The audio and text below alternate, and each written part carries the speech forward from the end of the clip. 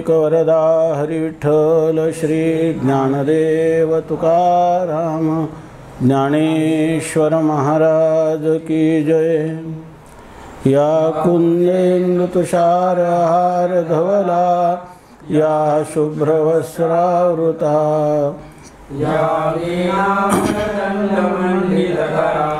या श्वेतपद्मासना या ब्रह्माच्युतशङ्कर प्रभृतिभिर्देवैः सदा वन्दिता सा मां पातु सरस्वती भगवती निःशेषजाड्यापहा।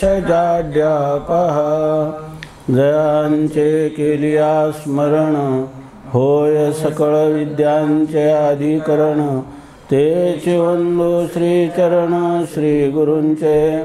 जयांचे आठवे शब्दसृष्टी अंगवे सारस्वताघवे जिव्हेशिये वक्तृत्व गोडपणे अमृता ते पारुखे म्हणे रसवती ओळंगणे अक्षराशी भावाचे अवतरण अवतरविती निज खूण हातातडे संपूर्ण तत्वबोध श्री गुरूंचे पाय जय हृदयी वसो निठाय तई वढे भाग्य होय उन्मेषाशी ते नमस्कारो न्याता।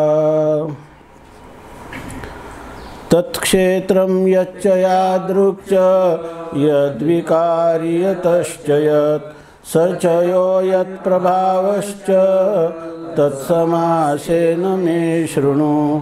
तत्क्षेत्रं यच्च यादृक् च यद्विकारी यतश्च यत् स यत्प्रभावश्च तत्समासेन मे शृणु।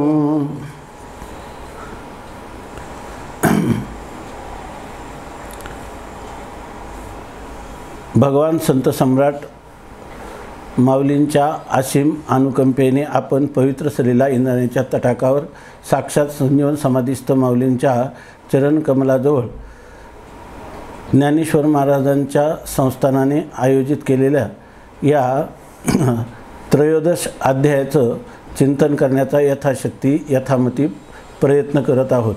यामध्ये आत्तापर्यंत आपण तिसरा श्लोकापर्यंत आलो आणि तिसऱ्या श्लोकातलं ज्ञानोबारायांनी केलेलं निरूपण काही पाहिलेलं आहे। यामध्ये क्षेत्रज्ञ विभाग योगो नाम त्रयोदशोऽध्याय क्षेत्र काय आणि क्षेत्रज्ञ काय यांचा विभाग म्हणजे यांचं पृथक्करण करून सांगतात। याला क्षेत्र म्हणतात आणि याला क्षेत्रज्ञ असं म्हणतात आणि ह्या विषयाचं महत्त्व आपल्या अंतःकरणात हे क्षेत्रज्ञ जाणणं हे आपल्या जीवनात फार आवश्यक आहे आणि याचं महत्त्व सांगण्यासाठी तत्क्षेत्रम ते क्षेत्राचं काय स्वरूप आहे तत्क्षेत्रम यच्च ते जे क्षेत्र आहे त्याचं तद्विकारी ते ज्या विकारांनी युक्त आहे ते क्षेत्र ज्याचं कार्य आहे यतः च यत आणि जे क्षेत्र ज्याच्यापासून उत्पन्न झालेले आहे आणि यत म्हणजे जे अनेक इंद्रियादिकांनी संयुक्त आहे किंवा युक्त आहे त्याचा जो प्रभाव आहे त्याच्या उपाधी रूप असणाऱ्या ज्या शक्ती आहेत तर त्या शक्तींचा असणारा काय प्रभाव आहे ते समासेन मे शृणु ते तू थोडक्यात माझ्याद्वारा ऐक असं परमात्मा सांगतात। याचा अर्थ थोडक्यात सांग म्हणजे संक्षेप म्हणजे विस्तार कोणी केलेला आहे तर विस्तार कोणी केला आहे तर अनेक ऋषींनी वेदामध्ये अनेक महापुरुषांनी ह्या क्षेत्राचं स्वरूप सांगण्याचा प्रयत्न केलेला आहे। थोडक्यात काय अनेक दर्शनांनी ह्या क्षेत्राचा विचार केलेला आहे कारण विचार काय करायचा आहे या ठिकाणी जीव जगत आणि परमात्मा ह्या तीन गोष्टी विचारणीय आहे। तेव्हा याच्यामध्ये जीव किंवा जगत याविषयी काय विचार केला तर ऋषीमुनींनी काय विचार केलेला आहे तोच विचार मी तुला त्यांनी फार विस्ताराने केलेला आहे परंतु मी तुला त्याचं सारभूत सर्वस्व रहस्य ते तुला स्पष्टपणे तुझ्या बुद्धीवर आरूढ होईल अशा प्रकाराने मी तुला सांगणार आहे असं सांगतात। आज आपण 25 क्रमांकाची ओवी सकाळी पाहत होतो की ऐशिया पैजा महेशा पांघुरणे दाही दिशा लाच करो म्हणून कोळसा कामू केला। तर यामध्ये सांगितलं की आत्तापर्यंत हे क्षेत्राचं ज्ञान व्हावं म्हणून अनेकांनी प्रयत्न केले आणि त्यासाठी प्रयत्न केले म्हणजे ह्या क्षेत्राचं स्वरूप कळण्यासाठी मनुष्याला त्याग करावा लागतो. त्यागी जीवन जे असतं त्या त्यागी पुरुषालाच याचा अर्थाचा चांगल्या प्रकाराने अवगम किंवा अर्थाचं ज्ञान होऊ शकतं, अनुभूती येऊ शकते. ही गोष्ट सांगण्यासाठी माऊली असं सांगतात की भगवान सदाशिव जे आहेत त्या भगवान सदाशिवांनी येण्याची क्षेत्राभिमानी, ह्या क्षेत्राच्या अभिमानाने, म्हणजे त्यांनी देह तादात्म्य धरला असं नाही, क्षेत्राचा अभिमान म्हणजे ह्या क्षेत्राचं नेमकं काय स्वरूप आहे हे मी जाणूनच घेईल अशा अभिमानाने. मग क्षेत्राचं यथार्थ ज्ञान करून घेण्यासाठी येण्याची क्षेत्राभिमानी, ह्या क्षेत्राचं ज्ञान करून घेण्यासाठी राज्य त्यजिले ईशाने, ईश म्हणजे भगवान सदाशिव, भगवान शंकर त्यांनी राज्य त्यजिले म्हणजे ह्या राज्याचा त्याग केला की आपल्याला क्षेत्राचं ज्ञान करून घ्यायचं म्हणून. गुंती जाणोनी स्मशाने वासू केला. त्यांना वाटलं की या संसारात राहून जर आपल्याला हे ज्ञान करून घ्यायचं म्हटलं तर ठीक नाही.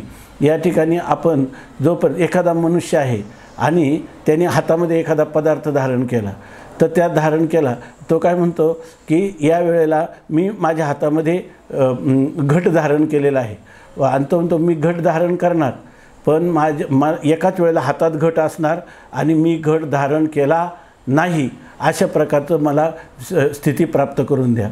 घट हातात असेल तर तुम्हाला त्या ठिकाणी घट धारणच केलेलं आहे तर त्या मी घटधारी नाही अशी अनुभूती किंवा अशी सिद्धी कशी करता येईल.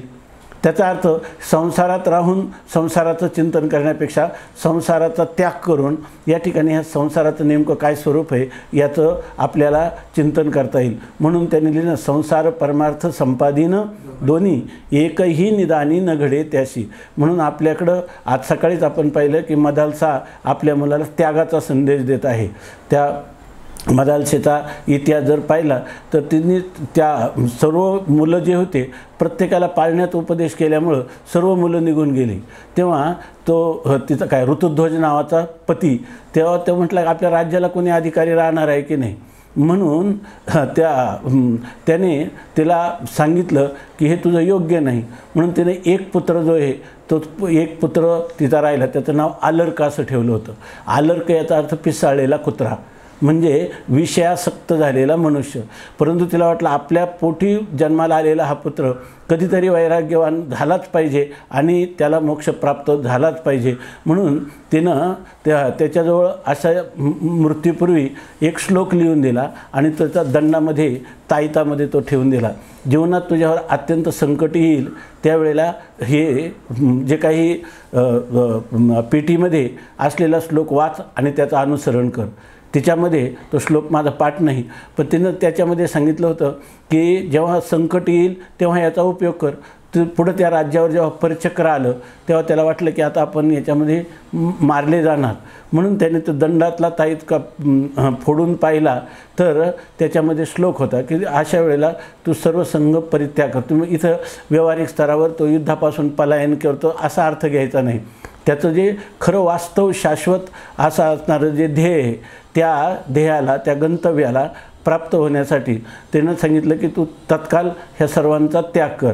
किंवा त्यात दुसरा एक श्लोक 2 श्लोक होते त्याच्यामध्ये दुःसंगा हा सर्वथैव त्याज्य. तर जसं नारदांचं भक्तिसूत्र आहे या अर्थाने सर्व संघाचा तू परित्याग कर आणि मी कोण आहे या प्रश्नाचा शोध घे, ते सत्संगतीत घे. त्याप्रमाणे गेला आणि तो मुक्त झाला असा त्याचा इतिहास सांगितला जातो. तर त्याप्रमाणे या आपल्याला क्षेत्राचं ज्ञान करून घेण्यासाठी ही गुंती जाणवणी याच्यामध्ये गुंतागुंत आहेत. म्हणजे याच्यामध्ये अनेक प्रकारचे प्रतिबंध आहेत की ज्याच्यामुळं मनुष्याला नव्हे गुरुदास्य संसारिया वैराग्य तरी भेने कापे विषया. या ठिकाणी वैराग्य धारण केलं नाही, विषयासक्त अशा प्रकारचं राहिलं, गुरुसेवा केली नाही, शास्त्र स्वाध्याय केला नाही तर आपल्याला आपलं वास्तव स्वरूपाचं ज्ञान करून घेण्यासाठी त्या ठिकाणी अनेक प्रकारच्या प्रतिबंध असणाऱ्या ह्या संसाराचा मध्ये काही गुंती आहेत. किंवा याच्यामध्ये गुंती असा एक पाठ आहे आणि दुसरा पाठ आहे युक्ती जिनोनी स्मशाने वासू केला. युक्तीनं म्हणजे त्यांनी अनेक प्रकाराने चिंतन केलं, यौक्तिक चिंतन केलं आणि त्या युक्तीनं ह्या संसाराचा परित्याग केला. बरं, परित्याग केल्यानंतरही जेव्हा ते एकांतामध्ये स्मशानामध्ये राहू लागले, तिथंसुद्धा त्या ठिकाणी देवतांच्या द्वारा का होईना पण कामाची त्या ठिकाणी योजना झाली आणि त्या कामाने आपल्या पंचबाणाचा उपयोग करून भगवान शंकराला, समाधीमग्न भगवान सदाशिवाला पुन्हा वृत्तीवर आणलं. आणि त्याला जेव्हा हा कामाचा प्रताप कळला तेव्हा त्यांनी क्रोधाच्या भरामध्ये त्या कामाचा नाश केला. पण नाश केला तरी ज्ञानोबा या ठिकाणी असं सांगतात की ऐशिया पैजा महेशा, अगदी पैज म्हणजे प्रतिज्ञा करून त्या ठिकाणी पांघुरणे दाही दिशांचं पांघरून केलं. म्हणजे सगळ्या कैलासाचा तर त्याग केलाच केला, पण आपल्या वस्त्राचा देखील त्याग केला. आणि साधू पुरुषांना वस्त्र कोणतं आहे तर दिशा हेच त्यांचं वस्त्र आहे. साधू पुरुष जगामध्ये कोणतेही अन्न, वस्त्र आणि निवारा ह्याची योजना करीत नसतो. त्याप्रमाणे त्यांनीही दाही दिशा हेच आपलं पांघरूण आहे असं समजलं, वस्त्र आहे. परंतु तिथंही हा जो काम आला तर त्या कामाचाही त्यांनी नाश केला. पण माऊली काय म्हणतात, लाच करू म्हणून कोळसा कामू केला. कामू लाचकर आहे म्हणजे लाच घेणारा आहे, त्याच्यासाठी त्यांनी काय केला, त्या कामाचा नाश केला असं सांगितलं. परंतु त्याचा कोळसा केला, याचा अर्थ कोळसा पुन्हा आगगाडी चालण्यासाठी उपयोगाचा आहे की नाही, कोळसा पाणी तापवण्यासाठी उपयोगाचा आहे. नाहीतर सर्व लोकांचा अंतकरणातला काम गेला म्हटलं तर कामच जर नाही तर तिथं व्यवहार पण होणार नाही. आपल्याला कामच नाही तेथे क्रोधची कायचा, तेथे कैचे भांडणे. या ठिकाणी अशा प्रकारची स्थिती निर्माण झाली. म्हणून देवाने कामाला प्रेरित केलं. त्याचा जरी नाश झाला तरी कामाचा सर्वथैव, ज्याला काय म्हणतो आत्यंतिक निवृत्ती झाली नाही. नाहीतर आजही विश्वाची ही जी काही स्थिती आहे ती चालूच आहे की नाही. परस्पर अशा प्रकारच्या स्त्री पुरुषांच्या रतिसुखाच्या द्वारा या ठिकाणी सृष्टीच्या उत्पत्ती चालूच आहे. याचाच अर्थ काम पूर्ण गेला नाही. आता तुम्ही म्हणा काम कोणाचा गेला, तर काम जो आहे तो ज्ञानीपुरुषाचा काम गेला. परंतु ज्ञानीपुरुषाचा काम जाणंसुद्धा साधारण गोष्ट नाही. जोपर्यंत त्याला दृढ अपरोक्ष साक्षात्कार होत नाही तोपर्यंत त्याच्या अंतकरणामध्ये बीजरूपाने असणारा जो काम आहे तो अदृढ अपरोक्ष साक्षात्कारापर्यंत कायम असतो. म्हणून याच्यावर कधीही विश्वास ठेवू नये, मनावर विश्वास ठेवू नये आणि मी काम जिंकला असं कधी म्हणू नये. म्हणून माऊलीने सांगितलं का प्राप्तेही पुरुषे. आपल्या संस्कृत किंवा तत्त्वज्ञानाच्या वाङ्मयामध्ये जे काही पारंपरिक ज्ञान आहे त्याच्यामध्ये ज्ञानवान पुरुष जो आहे त्यांनी जरी तो विधी किंवा निषेध याच्या अतीत झालेला असतो. त्यांनी लिहिलं की ज्ञानामृताने जो तृप्त झालेला पुरुष आहे त्या पुरुषाला त्याच्या जीवनामध्ये विधी आणि निषेध काहीच नाही. ते कारण काय आहे, वेदाचा विधी निषेध हा कोणासाठी आहे, जो देह तादात्म्यवान पुरुष आहे, ज्यांनी देहाला मी म्हणणं सोडलेलं आहे. स्थूल सूक्ष्म आणि कारण शरीराच्या आतीत जो पुरुष झालेला आहे त्याला निस्त्रैगुण्ये पथी विचारताम को विधी को निषेधः. निस्त्रैगुण्य ह्या रजतम आणि सत्वगुणांचं उल्लंघन करून अतिक्रमण करून जो पुरुष गुणातीत झालेला आहे त्या पुरुषाला विधी निषेधाचं कोणतंही बंधन नाही. तो करी तेतुली पूजा आणि तो कल्पितो जपो माझा, तो बसे तेथ कपिध्वजा, तो निजे तो कपिध्वजा समाधी माझी, असं त्याचं वर्णन केलेलं आहे. त्यामुळे बरेच लोक म्हणतात आम्ही आता ज्ञानी झालो, आम्हाला आता काही कर्तव्य नाही, आम्हाला विधी नाही आणि निषेध नाही, असं विधी निषेधाच्या आम्ही अतीत झालेलं असं म्हणून बऱ्याच वेळेला नाथ महाराजांनी भागवतामध्ये लिहिलं. काही लोक मुक्त म्हणून हे मन असं आहे, इतकं फसवं आहे की ते मन मी मुक्त झालो आता मला विधी निषेध नाही असं म्हणून निषिद्ध कर्माकडं प्रवृत्ती करतो. मुक्त म्हणून विषयी करी, त्याच्या ठिकाणी विषयासक्त अंतकरणामध्ये मन होतं. बाहेरचं शब्दज्ञानाने मी ब्रह्म आहे असं म्हणतो आणि अंतकरणामध्ये मात्र मनी धन आणि मान अशी त्याची स्थिती असते. म्हणून माऊलींनीच अशी एक ओवीचा प्रयोग करून ठेवला ज्ञानेश्वरीमध्ये की प्राप्तेही पुरुषे इंद्रिये लाळिली कौतुके. जो प्राप्त म्हणजे भगवत प्राप्त पुरुष झालेला आहे त्यांनी जर इंद्रियांचं लालन पालन केलं तर त्याची ही जीवनमुक्तीरूपी ज्या स्त्रीनं त्याला वरलेलं असतं ती स्त्री त्याला सोडून जाते. म्हणजे जीवनमुक्तीचं विलक्षण सुख त्याला भोगता येत नाही. म्हणून त्याला संसार दुःखातनी त्याच्यावर आक्रमण झाल्याशिवाय राहणार नाही असं माऊलीने सांगितलं. कारण हे जे ज्ञान आहे हे ज्ञान परिपूर्ण झालेलं नसताना त्याला भ्रमाने मी परिपूर्ण झालो असं वाटतं. त्याच्याविषयी नाथ महाराजांनी एक उदाहरण दिलं की चकमकीची आगी जाळू न शके लाटे लागी किंवा नाटे लागी असा एक पाठ आहे.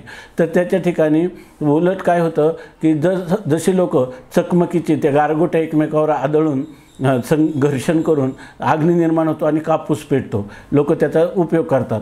परंतु ती एखादी जर मोठी नाट म्हणजे तुळई जर जाळायचं ठरलं किंवा पाण्याची लाट आहे जसा वडवाग्नी आहे तसं वडवाग्नीसारखा त्या पाण्याच्या लाटेला जाळायचं म्हणलं तर त्या चकमकीच्या आगीमध्ये सामर्थ्य नाही. तर चकमकीची आगी जाळू न शके नाटे लागी तैशी ब्रह्मप्राप्ती विषयसंगी प्रथमरंगी विनाशे. तर आपल्याला जी प्राप्त झालेली ब्रह्मप्राप्ती आहे ती जर मनुष्य विषयाच्या संगतीत गेला तर पुन्हासुद्धा ती ब्रह्मप्राप्ती काय होते विस्कळीत होते. आता तुम्ही म्हणाल जर दृढ अपरोक्ष ज्ञान झालं तर त्याचा विषय नाही. ज्याला अदृढ अपरोक्ष ज्ञानापर्यंत गेलेला आहे अशा पुरुषासाठी सांगतात. किंवा जो जीवनमुक्तीचं विलक्षण सुख मिळावं असं ज्याला वाटतं त्याला ज्ञानोत्तरही विषयाची संगती चालत नाही. त्यामुळं तो जीवनमुक्तीच्या विलक्षण सुखाला अंचवतो. आणि स्वामी महाराज सांगायचे जीवनमुक्ती हे पतिव्रता स्त्री आहे. त्या पुरुषाला जर तो विषयाची संगती करील वारंवार करील तर ती पतिव्रतासुद्धा कंटाळून त्याचा त्याग करून जाते. तुम्ही म्हणा मग त्याग केलं मग असं कसं. जर दृढ अपरोक्ष ज्ञानवान पुरुष जर विधेय कैवल्यालाच प्राप्त होतो, विधेय कैवल्याला जरी प्राप्त झाला तरी त्याला जीवनमुक्तीचं विलक्षण सुख मिळणार नाही. आणि दुसरी गोष्ट तो झाला की नाही ही स्वसंवेद्य गोष्ट आहे. त्यामुळं साधारणपणे उपदेश परंपरेमध्ये त्याचा विनाश होतो असं आहे. त्याची ती ब्रह्म जीवनमुक्त तुका म्हणे मुक्ती परिणली नोवरी आता दिवसचारी खेळी मिळी ही ती तुकोबारायांची अनुभूती आहे. आणि त्या तुकोबारायांनी त्याच्यासाठी ब्रह्मज्ञान त्यालाच म्हटलेलं आहे काय की याची नावे या नावे अद्वैत खरे ब्रह्मज्ञान अनुभवा वाचून बडबडते. या ठिकाणी इंद्रियांचा जय वासनेचा क्षय संकल्पाही वरी नये म्हण. तुका म्हणे नये जाणीव अंतरा अंतर्य झाला थारा आनंदाचा किंवा अंतर्या थारा आनंदाचा असं म्हटले. याचं सुरुवातीचं पद न करी रे संग राहे रे निश्चळ लागो निधी मळ ममतेचा अशा या नावे अद्वैत खरे ब्रह्मज्ञान. तुकाराम महाराज जरी कोणी आम्ही ब्रह्मज्ञानी म्हणत असतील तुकाराम महाराज त्याला मान्य करत नाही. नेरे कोणापाशी होय एक रज द्यारे मध दीन दुर्बळाची. खरं जे ब्रह्मज्ञान आहे ते ब्रह्मज्ञान ईश्वर कृपेने गुरुकृपेने अंतःकरण कृपेने शास्त्रकृपेने सर्व कृपा जेव्हा एकीभूत होतात त्याच वेळेला तुका म्हणे कृपा करील नारायण तरीच हे ज्ञान ब्रह्म होय. म्हणजे तरच हे ब्रह्मज्ञान होऊ शकतं. तेव्हा हे नुसतं शब्द पांडित्यावर मनुष्याला बाहेरून दिसताना हे शब्दज्ञान आणि अपरोक्ष ज्ञान हे सारखे दिसतात परंतु त्याच्यामध्ये जमीन आसमानाचं अंतर आहे. ह्या सगळ्या गोष्टी जो वस्तुतः वास्तवता ज्याला आपल्या स्वस्वरूपाची प्राप्ती करून घ्यायची तो ह्या अशा गोष्टीवर विश्वास ठेवित नाही. मग ह्या जीवनमुक्त पुरुषसुद्धा शेवटपर्यंत जे आहे ते काम क्रोधाचा निग्रह करत असतात. शक्नोती आहे वय सोडून पराग शरीर विमोक्षणात. शरीर पडण्याच्या क्षणापर्यंत कामक्रोधांचा जो विजय मिळवतो त्यालाच काय म्हणतात सयुक्त हा.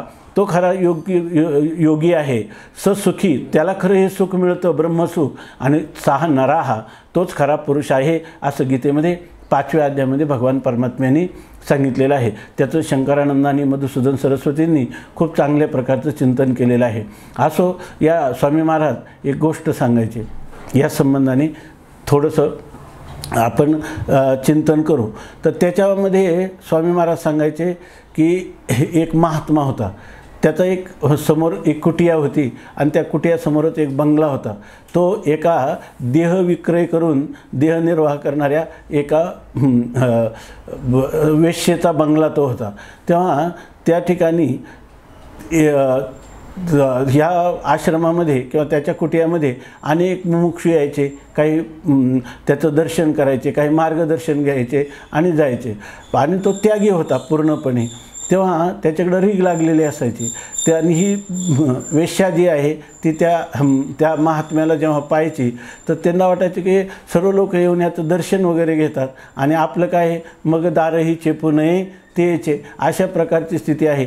तेव्हा पुन्हा लोक आपल्याकडे जे पाहतात निंदनीय दृष्टीनं पाहतात आणि याच्याकडं वंदनीय दृष्टीनं पाहतात. तर याचं हे असं जीवन कायमचं जाईल का आणि शेवट असा होईल का असं त्याला वाटायचं. हे असंच चालणार का याचं. म्हणून तिने एक दिवस धाडस केलं आणि त्या महात्म्याला विचारलं, क्या ये सफेदी ऐशी जाएगी.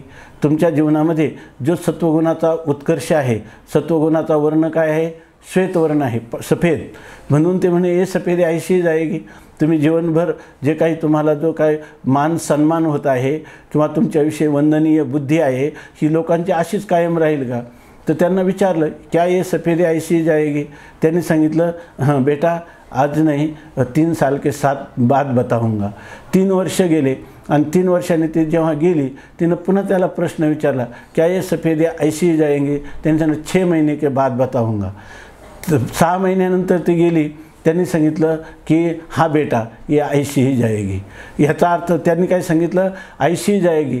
तर तिनं विचारलं मग हाच उत्तर द्यायचं होतं तर तुम्ही 3 वर्षापूर्वी दिलं नाही, 6 महिन्यापूर्वी दिलं नाही आणि आज तुम्ही मात्र सांगता की हे माझं असं निर्वेद अशा प्रकारचं हे आध्यात्मिक जीवनाची परिपूर्णता होणार आहे असं तुम्ही आज कसं सांगितलं.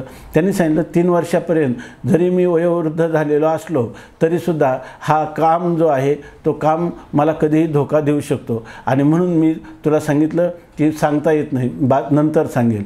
6 महिन्यापूर्वीही मला अजून 6 महिने मृत्यूला वेळ होता. आता तू गेली की पुढच्या अव्यवहित उत्तर क्षणी मी ह्या देहाचा त्याग करणार आहे.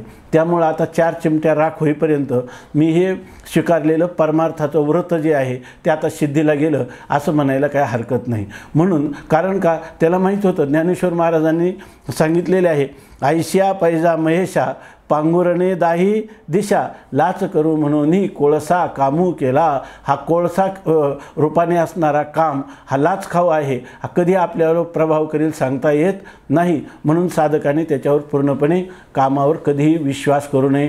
गीता सांगते, काम येश क्रोध येश रजोगुण समुद्भवा महाशनो महापाप्मा विद्धेनम इह वैरिणम. काम आणि क्रोध हे परमार्थ मार्गाचे वैरी आहेत असं समजावं. म्हणून या ठिकाणी ज्ञानोबारायांना हाही व्यंजनेने ज्ञानोबारायांनी हा अर्थ सांगितलेला आहे. आणि यानंतर सांगतात की पै सत्यलोक नाथा वदने आली बळार्था तरी तो सर्वथा जाणेची ना.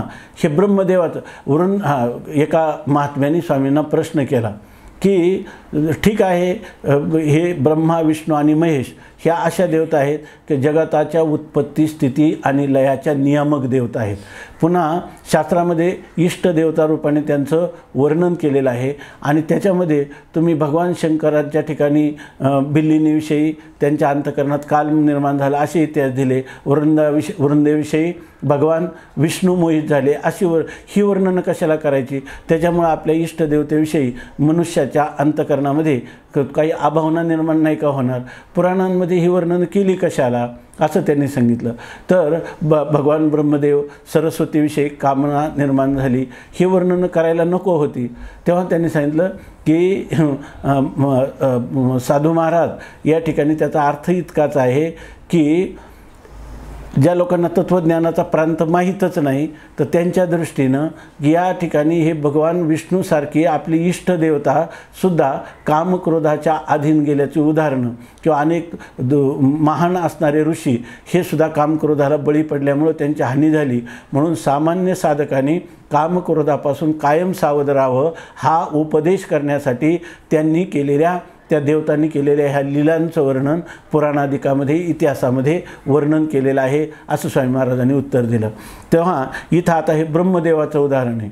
पै सत्यलोक नाथा, सत्यलोक म्हणजे ब्रह्मलोक आणि त्या ब्रह्मलोकाचा स्वामी असणारा जो ब्रह्मदेव त्याला वदने आली बळार्था. त्याच्या ठिकाणी इतकं बळ आलं की ह्या क्षेत्राचा काय अर्थ आहे याच्यासाठी मी क्षेत्राचा अर्थ संपूर्ण समजावून सांगेल. कारण का तर याची उत्पत्तीची देवता कोण आहे? ब्रह्मदेव आहे सृष्टी उत्पत्तीची. तेव्हा हे क्षेत्र कसं उत्पन्न झालं, ह्या क्षेत्राचं काय स्वरूप आहे, हे कशासाठी उत्पन्न झालं, याची उपयोगिता काय, याचं व्याप्ती किती, हे मी मात्र वर्णन करील. परंतु ते सांगतात तरी तो सर्वथा जाणेची ना. त्यांनी एवढं वर्णन केलं तरी 4 मुख झाले ब्रह्मदेवाला, पण 4 मुखाने देखील ह्या क्षेत्राचं वर्णन करू शकला नाही. परमात्म्याचं वर्णन करणं जेवढं कठीण आहे तेवढंच क्षेत्राचं वर्णनही कठीण आहे. परमात्मा हा स्वस्वरूप असल्यामुळं, आपलं रूपच असल्यामुळं जे ज्याचं स्वरूप असतं ते त्याला कधीच विषय होत नाही, त्यामुळे त्याचं वर्णन करणं कठीण आहे. आणि मिथ्या पदार्थाचं वर्णन करणं कठीण आहे की जो पदार्थ झालाच नाही तर त्या पदार्थाचं कसं वर्णन करता येईल. वंध्या पुत्राच्या लग्नाचा हिशेब किंवा सोहळ्याचं वर्णन करायचं, वंध्या पुत्र म्हणून जर वंध्येला पुत्रच झाला नाही त्याचं लग्नाचं कसं वर्णन करता येईल. तसं या क्षेत्राचं वर्णनच करता येत नाही.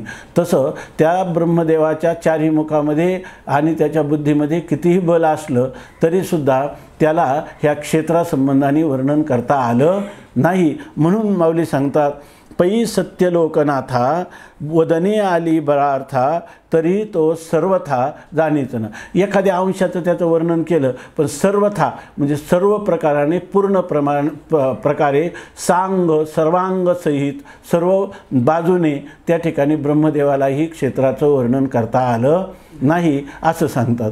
आता याच्यानंतर भगवान परमात्मा अर्जुनाला सांगतात की हे जे क्षेत्र आहे ना, ह्या क्षेत्रासंबंधाने केवळ भगवान शंकर आणि ब्रह्मदेवाचंच सांगून नाही तर अनेक ऋषीमुनींनी केले. एवढंच नाही तर आपला जो अपौरुषेय असणारा वेद आहे त्या वेदांनी ह्या क्षेत्राचं वर्णन करण्याचा प्रयत्न केलेला आहे. अनेक ऋषीमुनींनी प्रयत्न केलेला आहे. आणि ब्रह्मसूत्र नावाचं प्रस्थानत्रयीमध्ये गीता, उपनिषद आणि ब्रह्मसूत्र हे 3 आहेत. त्याच्यामध्ये ही जी उपनिषद आहेत तर त्या उपनिषदांचा परस्पर विरोध परिहार करून त्या ठिकाणी त्यांचं सामंजस्य करून साधकाला आपल्या स्वरूपाची ओळख करून देण्यासाठी भारतीय गिरवाण भारती किंवा संस्कृतमध्ये जेवढं हे वेदांत वाङ्मय आहे त्याच्यामध्ये प्रस्थानत्रय म्हणतात. त्याच्यामध्ये हे आपण चिंतन करतो ही गीतेचा समावेश आहे. दुसरा दशोपनिषदे, माऊलीने वर्णन केलं उपरी दशोपनिषदे जे उदारे ज्ञान मकरंदे ते कुसुमे मुगुटी सुगंधे शोभती भली, असं उपनिषदांचं वर्णन अनेक ठिकाणी आलेले आहे ज्ञानेश्वरीमध्ये. तर त्या उपनिषद आणि ब्रह्मसूत्र व्यासांनी काय केलं, ह्या सगळ्या उपनिषदांचं सामंजस्य अर्थाचं योग्य ज्ञान व्हावं म्हणून 555 सूत्र लिहिलेले आहेत. त्याचे 4 अध्याय आहेत. प्रत्येक अध्यायाचे 4 पाद आहेत आणि म्हणजे असे 16 पाद 4 अध्याय आणि 555 सूत्र आहे. आणि त्या ब्रह्मसूत्रामध्ये अनेक प्रकारच्या युक्ती सांगितलेल्या आहेत, उदाहरणं किंवा अनेक प्रकारचे अनुमानादी च्याद्वारा, श्रुती प्रमाणाच्या द्वारा आणि स्वतः व्यासाने आपल्या अनुभवाच्या द्वारा ह्याचा अर्थ निश्चित करून ठेवलेला आहे. ह्या ब्रह्मसूत्राच्या द्वारा उपनिषदांचं प्रतिपाद्य काय आहे ते हे त्यांनी काय पहिलं सूत्र काय आहे, आथा तो ब्रह्म जिज्ञासा. आम्हाला ब्रह्म जाणण्याची इच्छा झाली तर त्याच्यासाठी पूर्ण ही ब्रह्मसूत्र लिहिलेली आहेत. आणि त्या ब्रह्मसूत्रात अशा प्रकारची युक्तियुक्त म्हणजे अनेक प्रकारच्या उपपत्तींनी संपन्न अशा आणि युक्ती विनिश्चितही आणि ज्याचा निर्णय केलेला आहे त्या उपनिषदांचा तात्पर्याचा निर्णय ज्याच्यामध्ये केला अशा प्रकारच्या ब्रह्मसूत्रांनी देखील ह्या विषयाचं विस्ताराने किंवा कधी संक्षेपाने वर्णन केलेलं आहे. म्हणजे काय की श्रोत्याला प्रवृत्ती व्हावी. तुम्ही संक्षेप करता परंतु त्याला वाटतं संक्षेप करता पण विस्तार कोणी केला आहे, तर विस्तार यांनी केलेला आहे आणि तोच विषय मी तुला आता सांगणार आहे असं आता 4थ्या श्लोकामध्ये भगवान सांगतात. ऋषिभिर्बहुधा गीतं छन्दोभिर्विविधैः पृथक् ब्रह्मसूत्रपदैश्चैव हेतुमद्भिर्विनिश्चितैः. ऋषिभिर्बहुधा गीतं छन्दोभिर्विविधैः पृथक् ब्रह्मसूत्रपदैश्चैव हेतुमद्भिर्विनिश्चितैः. ऋषिभिर्बहुधा गीतं छन्दोभिर्विविधैः पृथक् ब्रह्मसूत्रपदैश्चैव हेतुमद्भिर्विनिश्चितैः ऋषिभिः बहुधा गीतं छन्दोभिः विविधैः पृथक् ब्रह्मसूत्रपदैः च एव हेतुमद्भिः विनिश्चितैः। ऋषिभिः बहुधा गीतम, अनेक ऋषी म्हणजे वशिष्ठादी ऋषींनी बहुधा अनेक प्रकाराने गीतम याचं गायन करून किंवा गायलेलं आहे, वर्णन केलेलं आहे। याचं म्हणजे ह्या क्षेत्राचं आणि वशिष्ठादी ऋषींनीही गायन केलेलं आहे। छंदोभिः विविधैः छंदोभिः पृथक गीतम, निरनिराळे असणारे जे छंद म्हणजे वेदातले जे मंत्र आहेत त्या वेदातल्या मंत्राच्या द्वाराही वेगवेगळ्या प्रकाराने या क्षेत्राचं वर्णन केलेलं आहे। नंतर हेतुमद्भिः विनिश्चितैः ब्रह्मसूत्रपदैः च एव गीतम, या ठिकाणी हेतुमद्भिः म्हणजे कोणती गोष्ट सांगायची तर त्याला काहीतरी हेतू किंवा कारण दिलं पाहिजे, युक्ती दिली पाहिजे। आता जसं आपण म्हणतो ह्या पर्वतावर अग्नी आहे, आता आपल्यापासून खूप दूर अग्नी दिसत नाही, परंतु जर आपण सांगितलं की तिथं अग्नी आहे, कशावरून रे बाबा अग्नी, तो म्हणतो जिथं जिथं धूर असतो, जिथं जिथं अग्नी असतो तिथं धूर असतो, पर्वतावर ज्या अर्थी धूर दिसतो त्या अर्थी तिथं अग्नी असलाच पाहिजे। हेतू दिला की नाही योग्य, आपल्याला कारण मीमांसा कळली की नाही साधारण, त्याप्रमाणे या ठिकाणी अनेक प्रकारचे असे अकाट्य अशा प्रकारचे हेतू किंवा कारण मीमांसा ज्याच्यामध्ये सांगितलेले आहेत, अशी युक्तियुक्त ही युक्तीनं युक्त म्हणजे अनेक उपपत्तींनी किंवा कारण मीमांसेने युक्त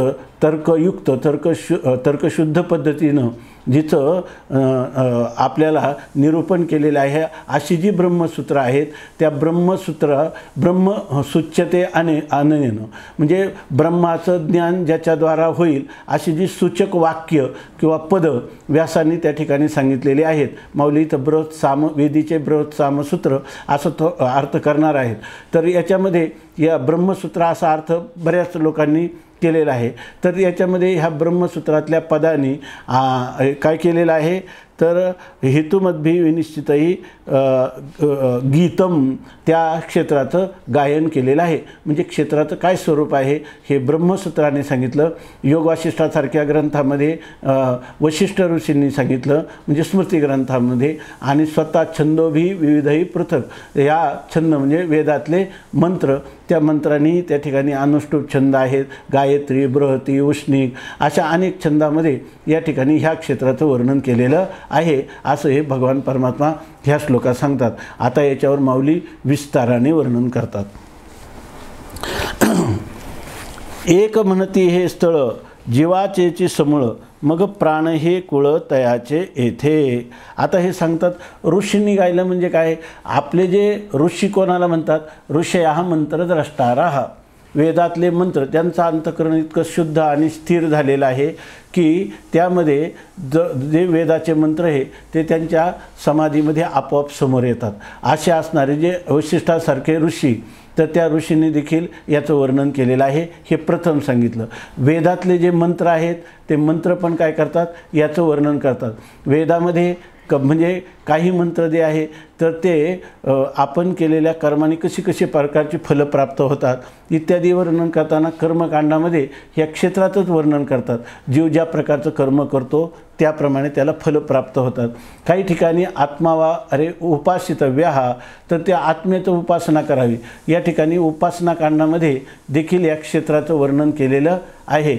आणि ज्ञानकांडामध्ये देखील पहिलं काय, एकमेवाद्वितीयं ब्रह्म नेह नानास्ति किंचन एकोहम बहुशाम प्रजायय, मी एकटाच होतो, मी अनेकत्वाने व्हावं असा त्या परमात्म्याला संकल्प झाला। स एकाकी न रमते, त्याला एकट्याला करमत नव्हतं, मग त्याला एक व्हावं एक आहे अनेक व्हावं असं वाटलं, असं श्रुतीमध्ये सांगितलं। मग अनेकत्व येणं म्हणजे क्षेत्रभावाला प्राप्त होणं, म्हणजे ह्या क्षेत्राचं वर्णन कसा परमात्मा एक होता, अनेकत्व का प्राप्त झालं, एकच असणारा परमात्म्याला त्या ठिकाणी अनेक रूपाने तो नटला कसा, याच्याविषयीचं वर्णन वेदातल्या मंत्रांनी केलेलं आहे। आणि ब्रह्मसूत्रामध्ये म्हणजे ज्ञानकांडामध्ये देखील आत्म्याचं ज्ञान करून देताना आध्यारोपाच्या भाषेत ह्या क्षेत्राचं वर्णन केलेलं आहे। अशा प्रकाराने सांगितलं. मधुसूदन सरस्वतींनी ह्या अशा प्रकारचं चिंतन केलेलं आहे. आणि याच्यामध्ये आता ज्ञानोबाराय एकदम सविस्तर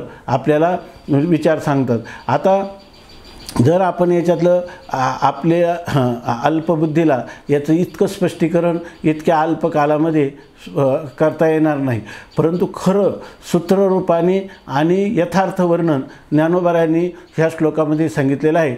जणू काही सर्व दर्शनांचा विचार जो आहे तो याच्यामध्ये सांगितलेला आहे. आता ह्या प्रत्येक दर्शनाचा विचार करायचा म्हटलं तर त्याचे खूप प्रत्येक दर्शनाची सूत्र आहेत, त्या सूत्रांचं भाष्य आहे, त्यांच्यावरचे वार्तिक आहे. पण ज्ञानोबारायांनी इथं जे सांगितलं तेवढाच भाग जर आपण लक्षात घेतला तरीसुद्धा आपल्याला तो पुरेसा आहे. यामध्ये असं आहे की आता हे बघा, हे जे वर्णन येते एकदम शेतकरी असेल तरी त्या शेतकऱ्यालासुद्धा त्या संपूर्ण दर्शनशास्त्राचं ज्ञान होईल अशा प्रकारचं एक शेतीची भाषा योजून या शेतीचं रूपक करून माऊली या ठिकाणी आपल्याला तत्त्वज्ञान आपल्या बुद्धीवर आरूढ करतात. तर ते म्हणतात की एक म्हणती हे स्थूळ हे स्थळ, एक म्हणती हे स्थळ जीवाचेची समूळ, मग प्राण हे कुळ तयाचे येथ. याच्यामध्ये जितका विचार करावा तेवढा थोडाच आहे, पण आपण फार संक्षेपाने, कारण काय म्हणतात संक्षेपतः शृणू, त्याचा जास्त पालहाळ किंवा विस्तार करायचा नाही. म्हणून या ठिकाणी म्हणतात एक म्हणती, एक असं म्हणतात. एक असं म्हणतात म्हणजे जे कर्मवादी लोक आहेत तर ते कर्मवादी लोक असं सांगतात की हे हे स्थळ म्हणजे हे क्षेत्र नावाचं ठिकाण, स्थळ म्हणजे क्षेत्र कशाला म्हणतात, शरीर. म्हणून शरीर हे जे क्षेत्र आहे हे कोणाचं स्थळ आहे, कोणाचं त्याच्यावर मालकी आहे, तर ते म्हणतात हे जीवाचेची समूळ. हा जो जीव आहे ना त्या जीवाचंच हे मालकीचं स्थळ आहे. म्हणजे हे सगळं क्षेत्र कोणाचं आहे, कर्मवादी काय करतात ते ईश्वर मानत नाही, सगळं कोण मानतात, जीवाच्या कर्मानेच त्याला सगळे फलं मिळतात. म्हणजे माणसाला मोक्षसुद्धा कशाने मिळतो, कर्माने मिळतो असं मानतात. आणि त्याला सुखदुःखरूपी फळंसुद्धा कोणाने मिळतात, त्याच्या कर्माने मिळतात. बिचमे चांदभाई ईश्वर मानण्याची गरज नाही. अशा प्रकारचं जरी आस्तिक असेल, जरी वेदाला मानत असतील पण ईश्वराला मानत नाही. सांख्य किंवा हे पूर्वमीमांसक ही जी दोन दर्शने आस्तिक असले तरी ते ईश्वराला मानत नाही. मग काय, जीवाचं कर्म जे आहे ते जीवाचं कर्मच त्याला सुखदुःखरूपी फल देतं. त्याच्यामध्ये ईश्वर जो आहे तो प्राण्यांच्या कर्मसापेक्ष फलदाता आहे असं हे मानत नाहीत. कोण, पूर्वमीमांसक. आणि सांख्य पण मानत नाही. ते तर ते सांगतात ईश्वरा सिद्धे, हे ईश्वराची काय आहे, असिद्धी आहे. ते सांगतात प्रकृतीच पुरुषाला बंध आणि मोक्ष देते, आणि हे काय म्हणतात कर्मच पुरुषाला बंध आणि मोक्ष देतं. त्यामध्ये ईश्वर चिंतन करण्याची गरज नाही असं मानणारी ही दर्शन आहेत. तर ते म्हणतात मग सगळं मालकी कोणाची या क्षेत्रावर, जीवाची मालकी आहे. त्याने जसं वाटेल त्याप्रमाणे कर्म करेल, ते कर्माची तशी तशी फळं भोगेल. हे जीवाच्या कर्मावर सर्व अवलंबून आहे असं सांगतात. ते म्हणतात हे क्षेत्र नावाचं जे स्थळ आहे हे जीवाचेच समूळ, हे मुळापासून कोणाचं मालकी, याच्यावर जीवाची मालकी आहे. मग ते दुसरं ते सांगतात अहो जीवाचं काय आहे, काही हे लोक जीववादी झाले. ते म्हणतात की मग प्राण हे कुळ तयाचे येथ. अहो जीव एकटा आहे, त्याच्याजवळ काय, जसा एखादा मोठा जमीनदार असतो, 1200 एकर जमीन असते, पण हा एकटा जमीन करील का 1200 एकर जमिनीचे वहिवाट? त्याला कोणाला तरी बटाईनं द्यावं लागतं ना, कुळाला द्यावं लागतं ते. म्हणून म्हणतात की प्राण हे कुळ तयाचे येथ. जरी समजा हे शरीररूपी क्षेत्र असेल आणि जर याला प्राणाचं साह्य नसेल तर काय आहे, राम बोलो भाई राम आहे, हे काय करू शकणार आहे जीवाचं. त्या ठिकाणी जीव हा एकटाच आहे. म्हणून या ठिकाणी प्राण हे कुळ तयाचे तिथं. त्यांनी काय केलं, जमीन वाट्याने जमीन दिलेली आहे. कोणाला वाट्याने दिली, त्यांनी प्राणाला वाट्याने दिलेली आहे. की प्राण हा शरीरात काय आहे, प्राण मुख्य आहे. आपण जर विचार केला तर असं आहे, उपनिषदामध्ये आलं की सगळ्यात मुख्य शरीरामध्ये इंद्रिय कोणतं मुख्य आहे, कोण प्रधान आहे. असं हात म्हटलं मी मुख्य आहे, डोळे म्हटले आम्ही मुख्य आहे, प्राण म्हटला मी मुख्य आहे, पाय म्हटले मी मुख्य आहे, कान म्हटलं मी मुख्य आहे, असं त्यांचे सर्वांच्यात काय लागली स्पर्धा. मग ते गेले देवाकडं. देवाला सांगितलं आमच्यात सगळ्यात मुख्य कोण आहे आमच्यात श्रेष्ठ.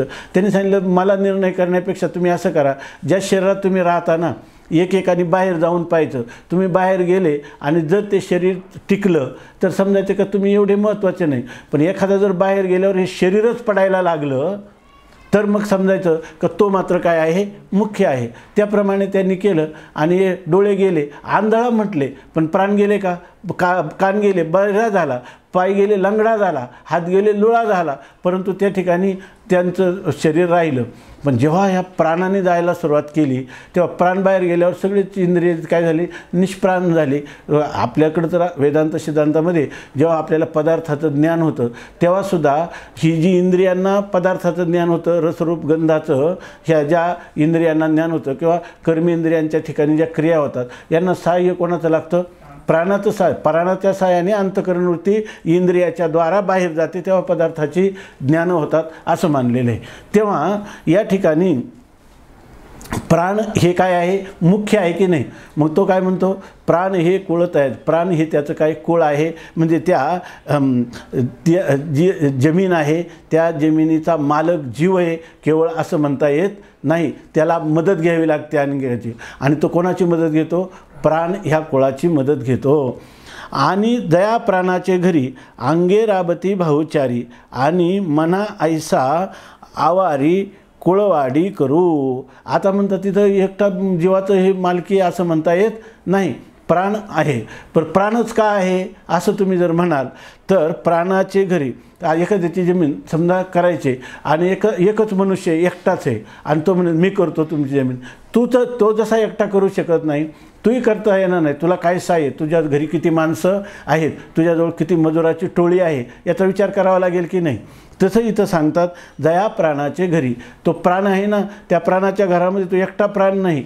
अंगे राबती भाऊ चारी, चारी भाऊ अंगे राबती.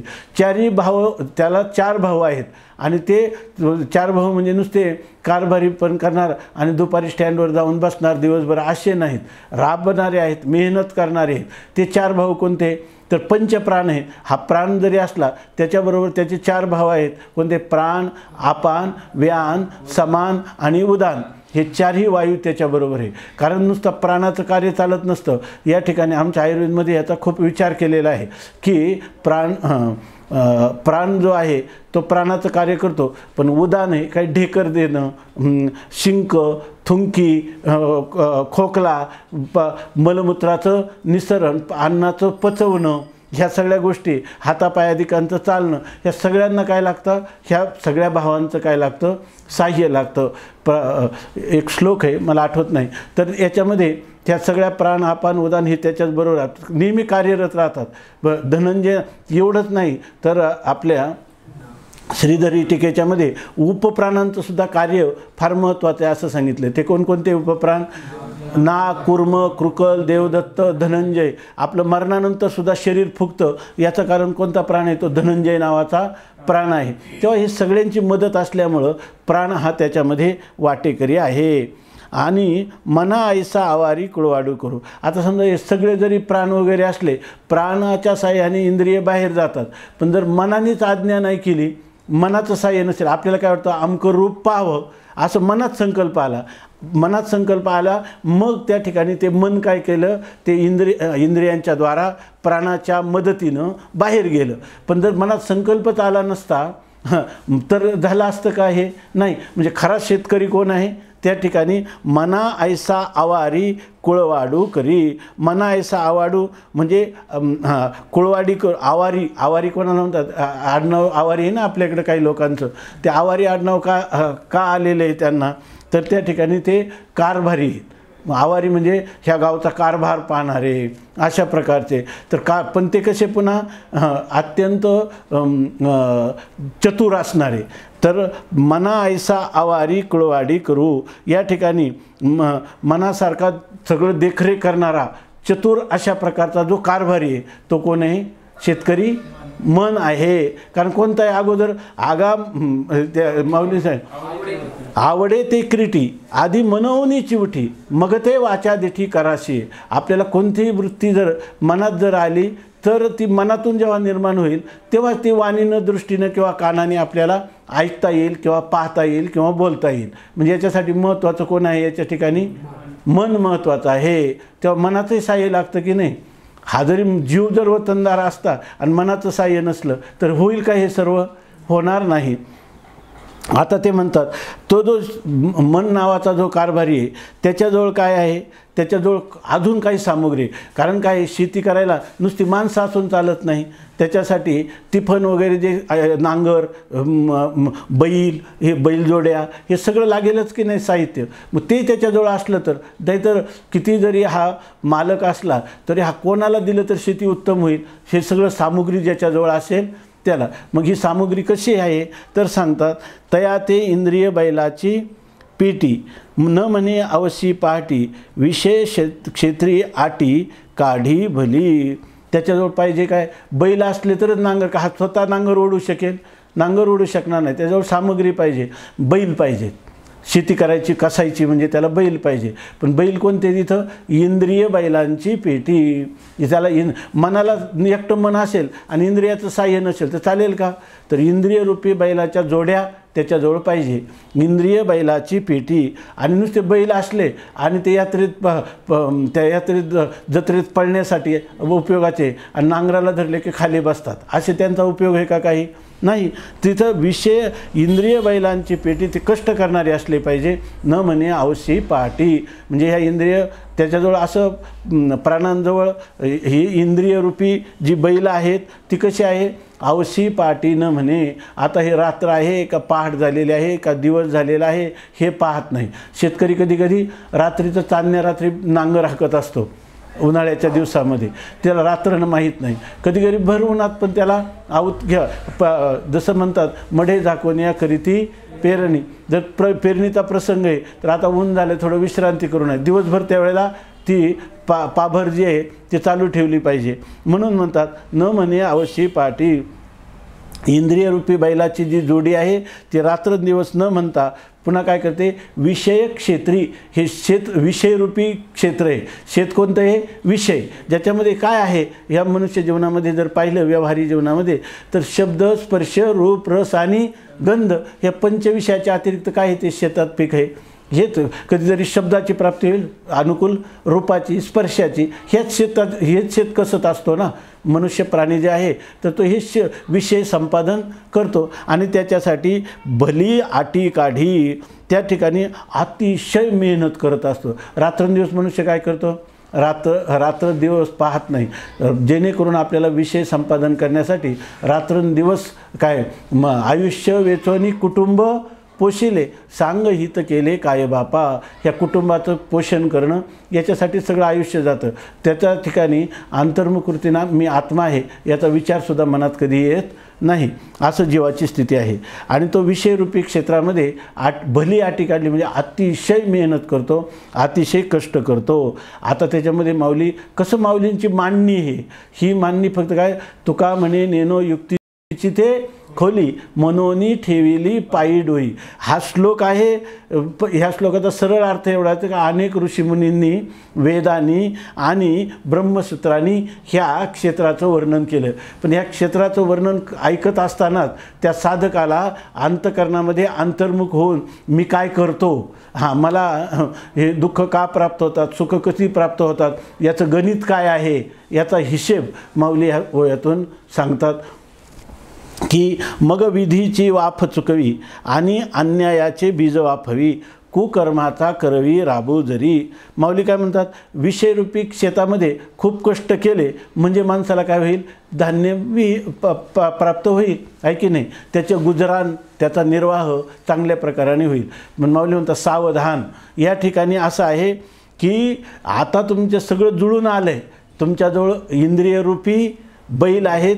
कुळवाडीकर शेतकरी तुम्हाला बटाईदार चांगला मिळालेला आहे आणि सर्व अनुकूल त्या मालकाने जीवाने तुम्हाला काय केलेले आहे?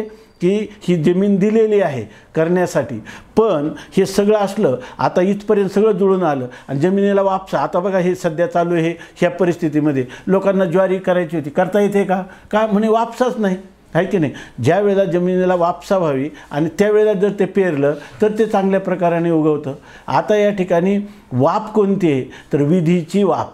विधीची वाप म्हणजे विधी म्हणजे काय, वेदाने जे इदम कुरु म्हणून सांगितलं हे तुम्ही करा, त्याला काय म्हणतात विहित कर्म. जे कर्म तुम्ही वेद सांगतं करा तुम्ही. या ठिकाणी सत्यम वद, तुम्ही सत्य बोला, धर्मंचर, धर्माचं आचरण करा. आणि वेद काय सांगतो, काही गोष्टी नका करू म्हणून सांगतो, ह्या गोष्टी तुम्ही करू नका, इदम मा करू, तुम्ही हे करू नका. जे वेदाने करू नका सांगितलं त्याला म्हणतात निषिद्ध कर्म, आणि जे वेदाने करण्याला सांगितलं त्याला म्हणतात विहित कर्म किंवा विधीचं कर्म. तुम्ही हे कर्म अशा प्रकाराने करा, असा वेदाचा काय आहे विधान आहे, वेदाचं विधान आहे.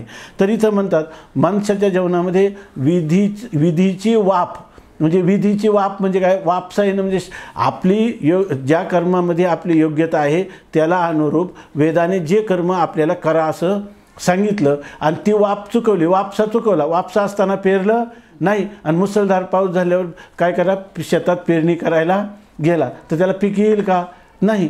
किंवा जसं आणखी काय आहे की कुकर्म काय विधीची वाप चुकवली म्हणजे विहित कर्म त्या मनुष्य शरीरात केलं नाही आणि अन्यायाचे बीज वाफवी. आणि त्यांनी सांगितलं त्या ठिकाणी बीज वाफवणं म्हणजे बीज पेरणं, त्या वाफ्यामध्ये बीज पेरणं किंवा बीज लावणं. पण बीज कोणतं लावलं, अन्यायाचं बीज लावलं. म्हणजे विहित कर्म जे होतं ते केलं नाही, याच्या उलट कर्म केलं, पण ते कोणतं कर्म केलं, निषिद्ध कर्म केलं आणि त्या निषिद्ध कर्माचं बीज पेरलं, आहे की नाही. तर एखाद्या माणसावर बरेच वेळेला लोक आहे ना असं निषिद्ध कर्म करतात, पण निषिद्ध कर्माचं फल दुःख भोगायची वेळ आली की काय म्हणतात, नको म्हणतात, आहे की नाही. तो दुर्योधन काय म्हणतो की जानामि धर्मम, मला धर्म जाणला पण न ते मी प्रवृत्ती, माझी प्रवृत्तीच होत नाही. आणि जानामि अधर्मम, मला अधर्म कळतो परंतु पेरण्याच्या वेळेला मी काय करतो, अधर्मच पेरतो. अन्यायाचे बीज वाफवी म्हणजे अनितिमान कर्म, जी नीतिशास्त्राच्या धर्मशास्त्राच्या विरुद्ध अशा प्रकारची जी कर्म आहे ती कर्म मी करतो. समाजाला उपद्रव करणारी कर्म, धर्मशास्त्राच्या विरुद्ध अशा प्रकारच्या अन्यायाचं बीज तो त्या ठिकाणी पेरतो. एका मनुष्यावर धाड आली पोलिसांची, त्याच्या शेतात होते काय अफू भांग, तर त्याला म्हटले की तो हे अफूचं तुम्ही गुन्हेगार आहेत. त्यांनी म्हणलं नाही, मी काय केलं होतं, मी ज्वारी पेरली होती, ही अफू कशी आली कोणास ठाऊक. अरे अफूचं बीज पेरल्याशिवाय अफू आली का. तसं अन्यायाचं बीज वाफवी, अन्यायाचं बीज टाकतात आणि मग कुकर्माचा करवे राबू जरी. आणि मग काय करतो, राबतो हा, पण काय करतो त्याचं मर्म चुकतो. त्यांनी काय कशामध्ये राबायला पाहिजे होतं, सत्कर्मासाठी. शास्त्र म्हणेल ते सांडावे, राज्य ही तृण मानावे, तस्मात शास्त्रम प्रमाणंते, कार्याकार्य व्यवस्थित हो. काय करणं योग्य आहे आणि काय न करणं योग्य आहे किंवा काय करू नये ते न करणं योग्य आहे याविषयी त्यांनी काही त्याची दाद घेतली नाही. आणि अन्यायाचे बीज वाफवी, ह्या मनुष्य जन्मात येऊन अन्यायाचं बीज त्यांनी लावलं. आणि कुकर्माचा करवी राबू जरी, आणि कष्ट कशाचे केले, कुकर्म केलं म्हणजे निषिद्ध कर्म केलं. जे शास्त्राने सांगितलं कलंजम मा भक्षय, मांस करू नका, मांसाशन करू नका, सुराम मा पिबस्व, मद्यपान करू नका, असं जे सांगितलं. याच्या उलट मात्र शास्त्राने सांगितलं होतं मातृदेवो भव, पितृदेवो भव, आचार्य देवो भव, अतिथी देवो भव. ह्या माता पिता आचार्य अतिथी ह्या आपली साक्षात दैवत आहे, त्यांची तुम्ही पूजा करा, ईश्वराला शरणागत जा, काही भक्ती करा. जी जी वाक्य वेदाची असतील त्यांची कधीही त्यांनी दाद घेतली नाही. आणि कुकर्माचा करवी राबू जरी, कष्ट केले, परंतु कष्ट करायला जर तुम्हाला शिळा वागवण्यासाठी तितकेच श्रम आहेत आणि शिदोरी वागवण्यासाठी माऊली म्हणतात तेवढेच श्रम आहे. पण मग शिळा घ्यायची जो बरोबर का शिदोरी घ्यायची, जाणकार शिदोरी घेणार, आहे की नाही. तसं याने कुकर्माचा करवी राबू जरी, कुकर्माचा राब करतो, कष्ट करतो, पण कशासाठी, निषिद्ध कर्म करण्यासाठी. वास्तविक विहित कर्म करताना जेवढं माणसाला समाधान होतं आणि त्याला कष्ट जे झाले तर त्या कष्टाचा त्याला त्याच्या अंतःकरणावर विपरीत परिणाम होत नाही. त्याला शांत दांत वाटतं आणि तेच कर्म त्याच्यापेक्षा जास्त कष्ट करताना निषिद्ध कर्मामध्ये जास्त कष्ट होतात आणि त्याच्यामध्ये त्याचं फल पण चांगलं नाही आणि करत असताना समाधान पण भंगतं, अशी खरी स्थिती आहे. हे सगळी जी दर्शनं आहेत ना ही मानवी मनोविज्ञानावर आहे. या ठिकाणी असं नाही की त्या दर्शनाने स्वतंत्र काही चिंतन केलं म्हणून.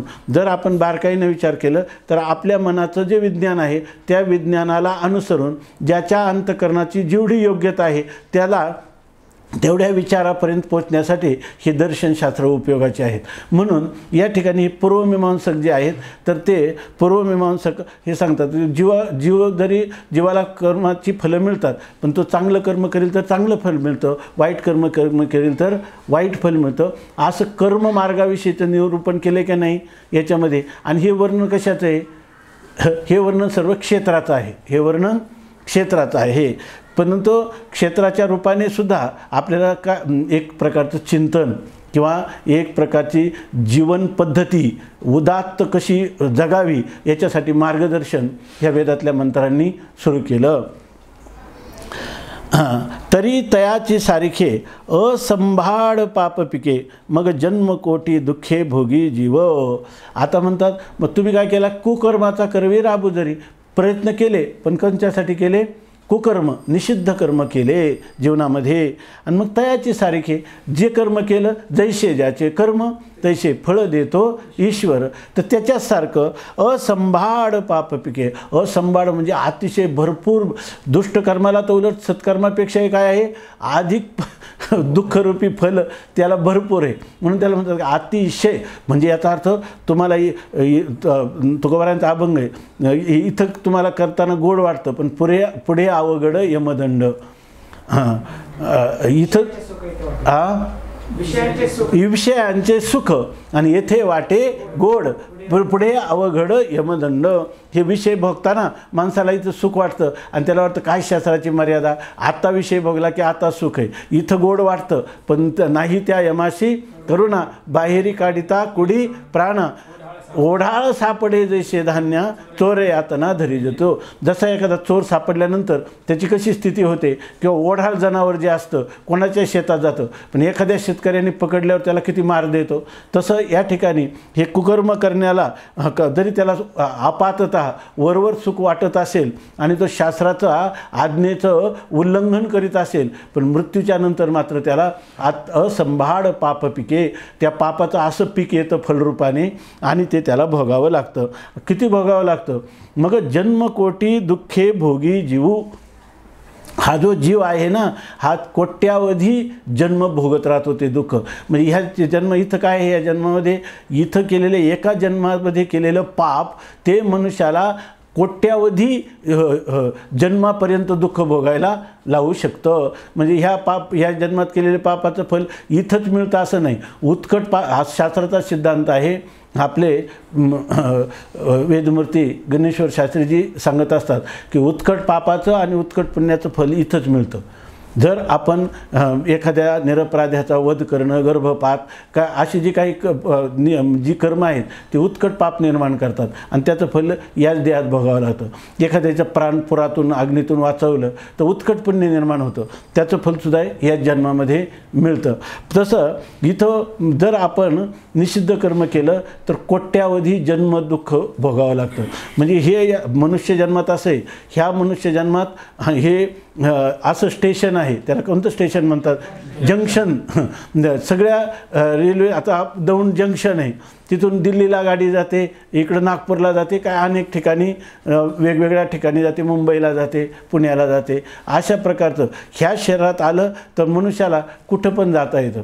जर त्यांनी पुण्य केलं तर स्वर्गाला जाता येतं, पाप केलं तर नरकाला जातं. पाप पुण्य दोन्ही समान केली तर मृत्यूला आपलं मनुष्य शरीराला येता येतं.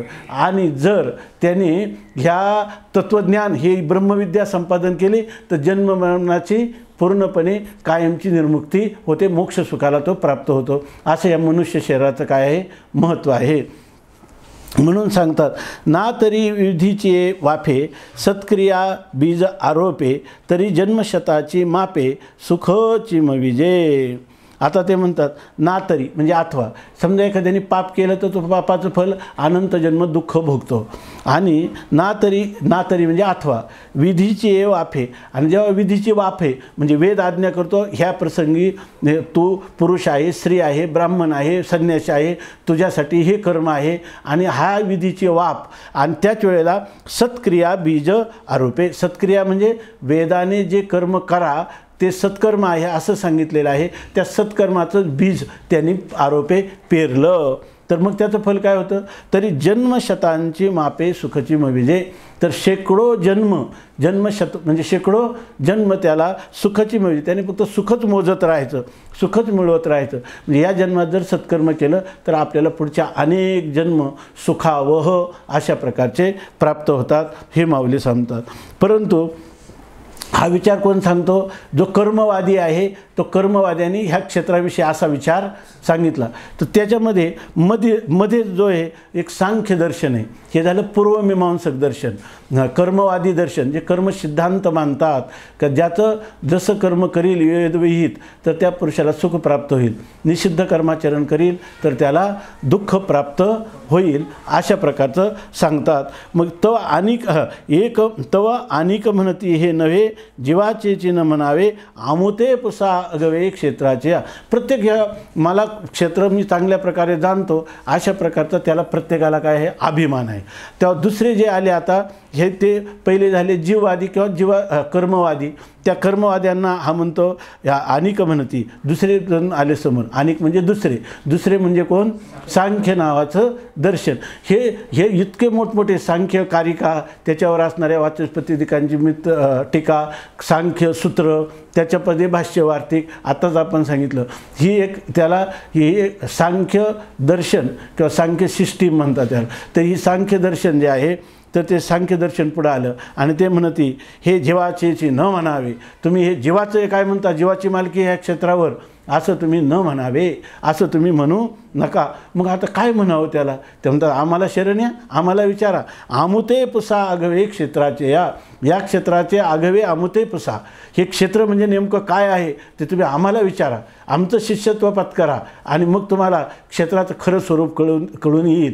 ह्या कर्मवाद्यांनी सांगितलेलं हे खरं क्षेत्राचं स्वरूप नाही. असं की हे जेव्हा विचारायला बसतात ना, एकापुढे एकाचे अभिमानाने हे लोक मलाच कळलं या अभिमानाने हे उडी मारत असतात. जसं ते सांगतात ना, ते माकडं जे आहेत रामायणामध्ये काय सांगितलं, कुठल्या अद्भुत रामायणामध्ये काय एक सहज ते बोराची बी काय वर उडाली तर एका माकडाने उडी मारली की याच्यापेक्षा मी उंच. माकडांना वाटलं की आजचा दिवसच असा आहे का एकापेक्षा एकाने उंच उडी मारायची. तसे हे दर्शनकार येतात त्यावेळेला या क्षेत्राचा विचार करत असताना म्हणतात आमुते पुसा अगवे क्षेत्राचे, या क्षेत्राचं काय स्वरूप आहे ते आम्हाला विचारा. अहो जीव येथ उखिता वस्ती करू वाटे जाता आणि प्राणू हा बलवता म्हणून जागे. तुम्ही काय ह्या प्राणाला फार महत्त्व दिलं, प्राण हे कुळ तयाचे येथ. अहो तसं नाही, जीव येथ उखिता वस्ती करू उखिता हे त्या वस्ती करूचं विशेषण आहे की हा जीव फक्त केवळ या ठिकाणी उखिता म्हणजे वाटसरू किंवा पावना अशा स्वरूपाचा आहे. वस्तीकर काय करतो, वस्ती आला आणि प्रातःकाळी निघून गेला, अशी जशी स्थिती आहे. तर शरीरात प्राण येतो उत्पत्तीच्या वेळेला, नाशानंतर तो प्राण निघून जातो. हा प्राण जो आहे तो फक्त वस्तीसाठी आलेला पावन हे त्याची काय मालकी आहे.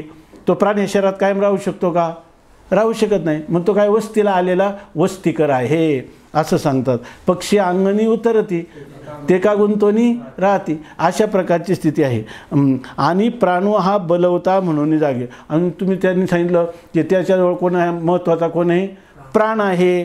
प्राण हे कुळ तयाचेची येतं. अहो त्या प्राणाला तुम्ही काय घेऊन बसले, प्राण हा बलवता, प्राण हा बलुतेदार. आता हे ज्ञानेश्वरीचे शब्द अजून 700 वर्षानंतर आपल्याला थोडेफार लक्षात येतात. जरी काही पद्धती काही दृष्टांत आहे ना, आता ह्या काळामध्ये त्या दृष्टांतसुद्धा आपल्याला समजत नाही. पुढं तर आणखी अवघड होईल. याच्यासाठी आमचे ते एक महाराज आहे, ते म्हणतात एवढे सगळे दृष्टांत आहे ना, याच्या कथा, याची चित्र किंवा ह्या पद्धती अशा चित्राच्या पद्धतीने सांगितलेल्या पाहिजे तर हे कळतील दृष्टांत आणि मग आपल्याला सिद्धांत समजून घेता येईल. तरीच आता बलुते पद्धती जी आहे बलुतेदारी ती जवळ राहिलेलीच नाही.